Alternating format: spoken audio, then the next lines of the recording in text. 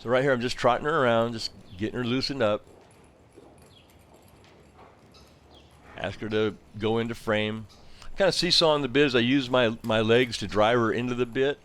That makes her drop her nose, get into frame. She looks good, all framed up. Did it again right there. She's fairly light. She's fairly supple. See how she's giving her head to the inside of that circle.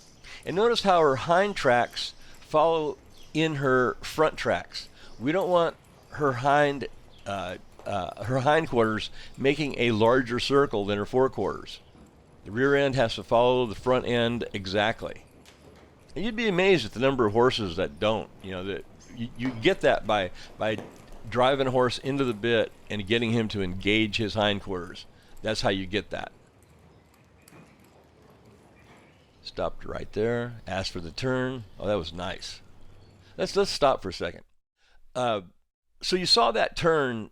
She stopped real light. I barely had to touch her. And then when we turn with the direct rein to bring the nose. Then we come in with the indirect rein to bring her shoulder. And then we use our outside foot to bring the rib cage. And let me just kind of take it back a little bit here. Maybe we can see it again.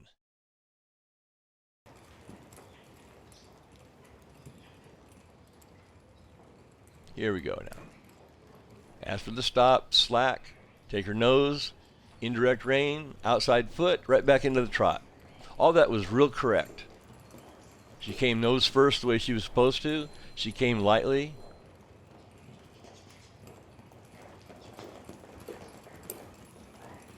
And to really get a horse broke, they really need to be supple like this one is.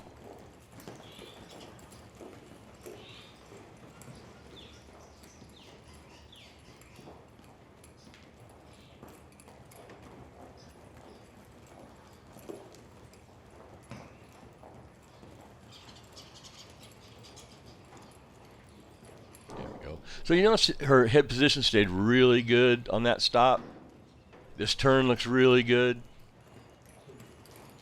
Head position was really good on that stop.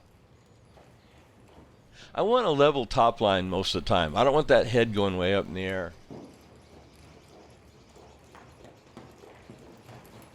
Very nice. As for the backup, see I'm bumping her with my feet. Let's stop for a second here. So after that stop, I wanted to reinforce the stop with a backup.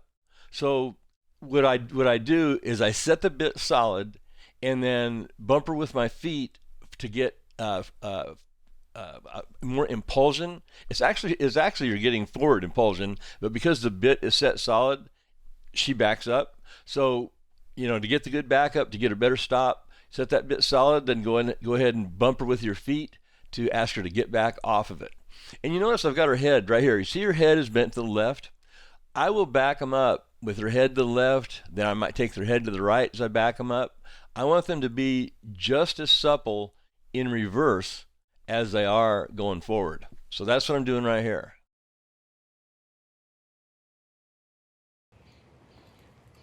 Now I take her head to the right. Take it to the left.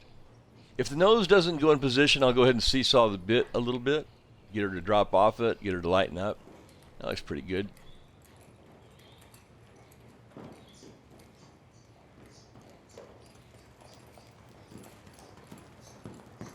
And when I'm turning her around, doing these 360-degree turns, we're not doing very nice. Boy, she really stopped good right there. Giving her face really good. See how I'm kind of bumping her with my feet to just get more impulsion in that backup. So when we're turning around like this, I'm not trying to get some blazing fast reining horse spin. All I want to do, I just want correctness. Very nice. So when I quit, I didn't have to touch her mouth there. I just quit riding and she hit the brakes. Ask her to give her head to the left as I back her up. Ask it to go to the right as I back her up. Turn around to the right. Direct rein, indirect rein, outside foot. Now I like this picture right here. Nice low head, relaxed.